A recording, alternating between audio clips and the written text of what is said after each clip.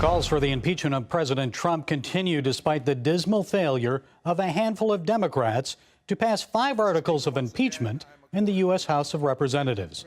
Congressman Al Green of Texas led the charge against Trump. Just listen to what he had to say.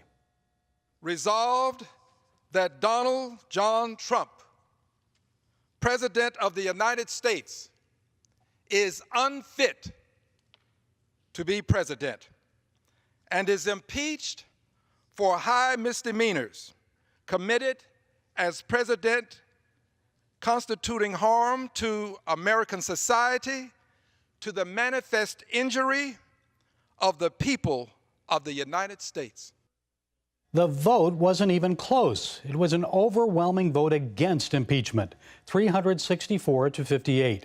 While all 58 votes to impeach came from Democrats, House Minority Leader Nancy Pelosi wasn't one of them. She said now is not the time for impeachment. So that leads one to wonder, what does she mean by that? May there be a time when it is brought up again? Is it just wishful thinking on the part of Democrats? Or is there a real case against President Trump?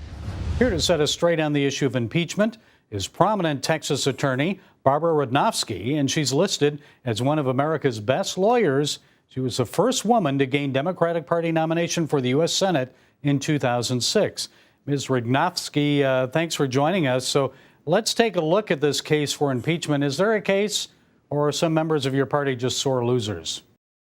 I don't think they're sore losers. I will say that the New York Times editorial this morning by John Yoo, who is hardly a Democrat, who discussed the possibility of impeachment for corruption and called for impeachment, he said, in lieu of criminal prosecution, shows that I think there is a general understanding that impeachment may lie for misconduct or failure to do his duty of a president. It's a matter of needing to understand whether or not a case has been proven for criminal prosecution, of course, is still up in the air. That all remains to be seen.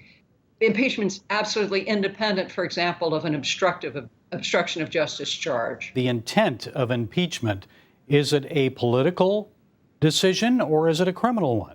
It is a political question, and it is not a criminal proceeding. It's been misunderstood over the years, but there is no question, and all of the 19 cases of impeachment that we've had in this country all prove that it is not a criminal proceeding. Double jeopardy doesn't apply, and the only penalty from impeachment is that the officer, if convicted, is removed from office. On 3 rare occasions, an officer has also been barred from future office holding. And only 2 presidents, correct, that have been impeached? Exactly. As a matter of fact, the Nixon impeachment, what people call impeachment for President Nixon, was an investigation, a voting out of articles of impeachment from the House Judiciary Committee, but Nixon, seeing the handwriting on the wall, resigned. Let's talk about this president. Can President Trump rightfully dismiss, fire the FBI director if he feels he's mishandling his duties? James Madison addressed this very issue about whether the wanton removal of an officer whose merit meant that he should be retained. And so in this instance, much depends on why the officer was fired. I think we're hearing a lot now about obstruction of justice. The president may have obstructed justice. If the president said to James Comey, take it easy on Flynn, he's a good guy, is that actually obstructing justice? Well, if you're asking from a criminal standpoint, as opposed to an impeachment standpoint, the questions may be different. In obstructing justice as alleged by criminal prosecutors, there are certain elements that need to be proven. You read a lot about it in the paper, and it does depend on the state of mind and the purpose of doing it. For impeachment, impeachment does not look to the intent of the president.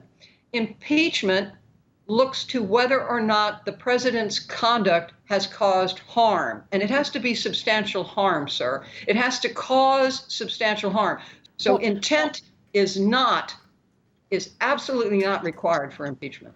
Well, what do you expect will happen here if Democrats regain the House of Representatives in 2018?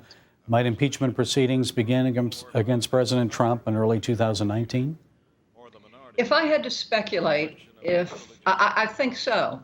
It only requires a majority to impeach a president. Now we're into this era since Nixon, where it seems like every 20, 25 years, a president is impeached or is forced to resign. Nixon, and then Bill Clinton was impeached, and now talk about impeaching President Trump. What is going on with our society? Is this going to be the new norm? Well, with all due respect, the way the founding fathers intended impeachment, it was a norm.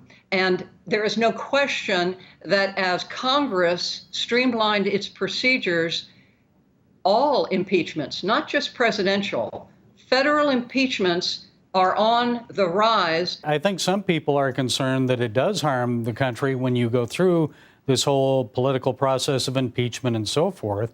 And I think there's a concern that lose an election, we'll just impeach the president. You know, the founding fathers addressed that issue, and they very much, because it requires 2/3 conviction in the Senate, they very much debated this. Hamilton wrote extensively on the issue, and he said it's not a perfect process, but it is so much better than the British process. So I hear your argument, but let me say, Edmund Randolph, James Madison, Alexander Hamilton, these men, these geniuses who added this process and adapted it from the British, knew what they were doing. The only other result would be unchecked executive power, and there was a concern about tyranny. It's why we fought the revolution.